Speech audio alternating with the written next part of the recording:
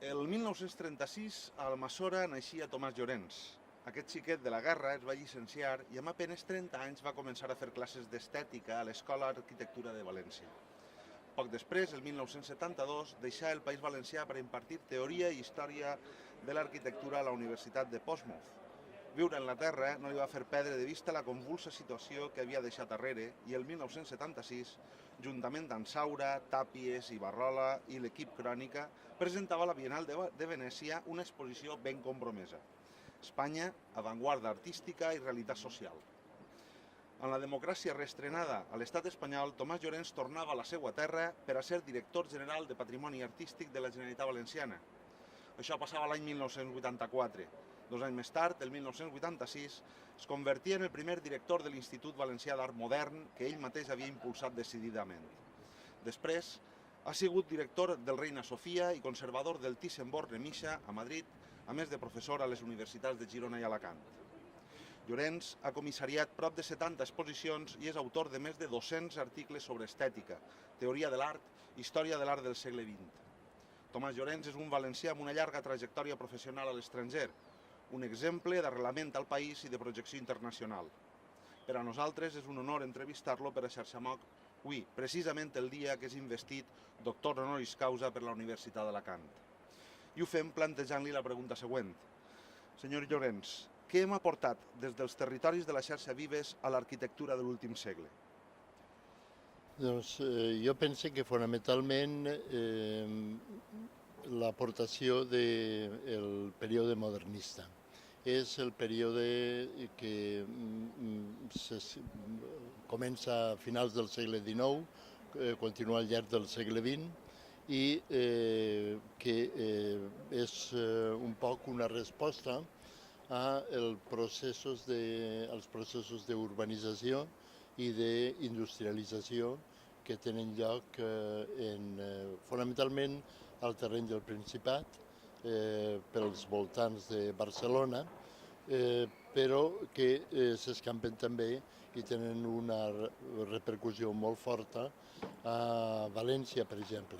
Jo crec que el modernisme és allò que en diem modernisme, que és, diguem, una arquitectura eclèctica que té fonts d'inspiració europees, és una arquitectura d'obertura tant als grans focus culturals de l'Europa moderna de principi del segle XX, que són París, Viena, Brussel·les, Londres, i que a partir d'aquests estímuls crea, diguem, un fenomen original amb personalitat pròpia que té figures de primer ordre. Jo destacaria la figura de Gaudí, naturalment, que és un referent mundial per aquest gran moment d'esplendor històric, no solament de l'arquitectura, sinó també de les arts aplicades, fins i tot de la restauració. La intervenció de Gaudí a la catedral de Palma, per exemple, és un exemple molt senyer, un exemple singular no solament d'intervenció arquitectònica, d'interpretació del que era un gran edifici gòtic, sinó també d'integració de diferents formes de creació artística, des dels vitralls als ferros, els vitralls fets, per exemple, per Torres Garcia, o els treballs de ferro dirigits pel mateix Gaudí, que incorporen a l'espai gòtic, diguem, una aportació que és a la volta molt harmoniosa amb allò que s'havia dit a la història, però al mateix temps una expressió també del gust del seu temps.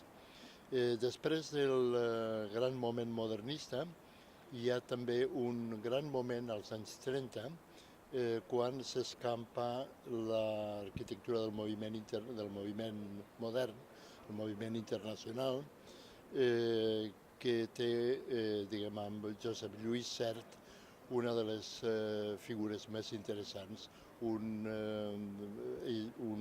arquitecte i urbanista que va ser director de l'Escola d'Arquitectura de Harvard i que va, diguem, ser un poc una figura de referència per a tot l'urbanisme, però també per a l'arquitectura dels anys 40 i 50. I finalment jo subratllaria en els anys 60-70 l'aportació de l'Escola de Barcelona, centrada al voltant de figures com Coderch o Bohigas o jo crec que Coderch i Bohigas són segurament les figures més destacades, que també des d'una actitud d'obertura a les inspiracions europees, sobretot procedents d'Itàlia o en alguns casos també de l'arquitectura de la meitat de segle dels Estats Units, creen també una arquitectura extraordinàriament original i que és una eina al servei de la societat del seu temps.